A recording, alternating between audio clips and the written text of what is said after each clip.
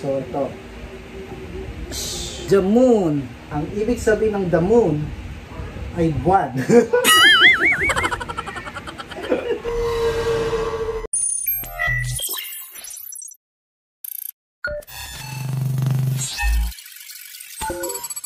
Hey Wingsers! Kamusta kayo? For today's video, ako ay isang manghuhula. So syempre, meron agad tayong unang client. Bago nyo siya makikilala, kailangan magmukha muna tayong manghuhula. Ako si Ka Ali. Parang tanong. Papakilala muna pala natin ang first client natin. For today's video, my mother, ayan, si nanay. Isasali natin siya sa aking kalokohan. Hindi po ako totoong manghuhula at yung mapapakinggan nyo po ay pawang mga katang-isip lamang o hula-hula nga lang, di ba? Okay, syempre hindi makukompleto ang panghuhula kung wala tayong tarot card. Totoo po yan, legit po yan. Ay, baliktad ba? Ayan. Ayan siya.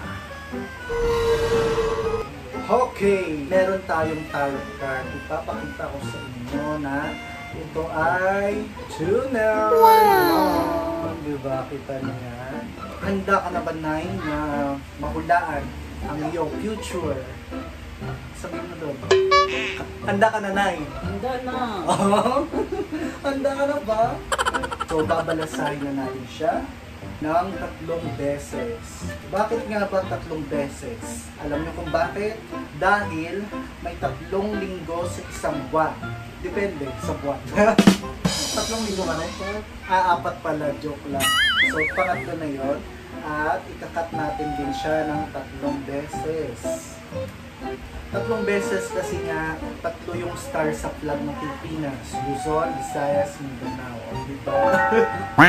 Ikakat na ni nanay. Kat na na. Ayan. Dahil nakat niya na, papapiliin natin siya ng 7 cards. Pili ka na dito. Papakita ko sa inyo na 7 yung kinuha ni nanay. 1, 2, 3, 4, 5, 6, 7. Bakit nga ba 7? Dahil merong 7 araw sa isang linggo. Kasi nga, di ba, kailangan natin yung ginagawa ng isang tao in their everyday lives. Everyday lives. Pumili ka muna ng cards na yung una nating babasahin. So, ito. The moon. Ang ibig sabihin ng the moon ay buwan. Oo nga naman. Nakikita ko maraming pagsubok kang pinagdadaanan. Pero sa kabila nun, merong 2 tao. 2 tao man o 2 bagay na nagsisilbing liwanag sa iyong buhay. Maaring ang una ay ang Diyos, pangalawa ang iyong pamilya. Kaya ka magpapatuloy sa ano tawag dun? Pagpapatuloy na malampasan yung mga pagsubok at problema. Oh, galing ko na. Next na. Ace of Swords. Ayun siya. Tulad nga ng sabi natin sa unang card, marami kang pagsubok na pinagdadaanan at itong card, lumalaban ka kahit na parang nahihirapan ka na. Diba? So yung nakapulupot na to na sa, yan yung hadlang, may hadlang. Itong kidlat naman na to, ayan yung mga pagsubok, hindi tinatamaan yung swords. Ibig sabihin, nilalabanan mo siya, hindi ka sumusuko sa kahit anong laban. Hanggang sa matanggal na tong yung hadlang sa buhay mo, magtatagumpay ka. Perfect. Ayan, nakikita mo yan. Nakikita niya yan. Para siyang nasa gubat. So, pansin nyo ba, sa unang card, pangalawa, then itong pangatlo, ay nasa madilim siya. Sa cards na to, sinasabi sa akin na na-stress si nanay. Marami siyang dinadala. Hindi niya lang masabi ka. Pinapakita niya na matatag siya. Kaya niyang pagpasan yung mga problema. Kahit na maraming problema, kahit nagsasabi siya, meron pa rin bigat sa puso niya na hirap niyang ilabas. Kaya tong cards na to, ito yung mga kumbaga tinik sa puso ni nanay. So para matanggal to, kailangan natin ng solusyon. Yun yung paglalaban ni nanay. Kung anong solusyon ang kaya niya pang hanapin habang nararanasan niya yung mga ganitong problema. Oh. Okay, ito. Justice. Ayan. Nakikita niyo yan, black and white na pusa na may sword. Merong espada. Katulad nito may espada. Itong black and white, nagsisilbing black and white na pusa. Merong malas, merong swerte. Pero itong espada nito nakikita ko, hindi naniniwala sila. Nabigyan ng liwanag. Wow! Itong hustisya na to, hustisya para sa kanyang sarili. Wow! Alam ko naman na maraming pagdaanan si nanay, yung nawala yung tatay ko, tsaka yung dalawang kuya. Parang yun yung hinahanap niyang justice, pero sa tulong ni Lord. Okay? Oh. Next! Yun pa din, espada pa din. At merong araw.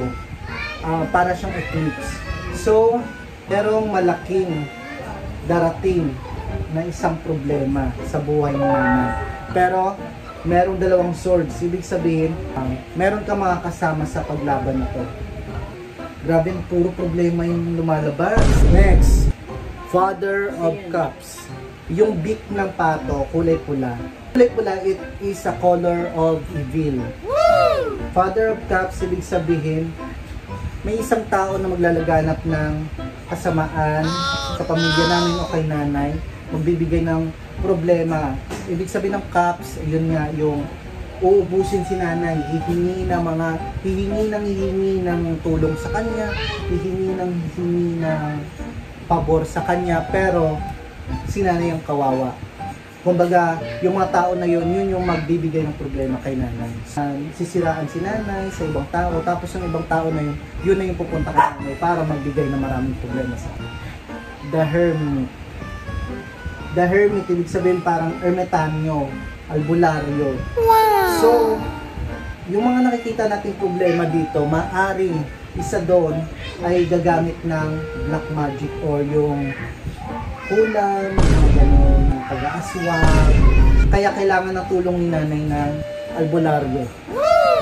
Gagamit ng masamang salita para bigyan ng sakit si nanay. So, maaring yon isa doon yung magiging problema. Pero, magkakaroon siya ng katulong na isang ermitanyo. At nakikita ko sa lampara na to, malakas yun. Kaya, magkakaroon pa rin ng kalutasan sa magiging problema kay nanay sa kanyang buhay. So, ayan, natapos na natin ang panguhula kay nanay. Based on experience kay nanay, meron na talaga siyang experience sa mga ganon.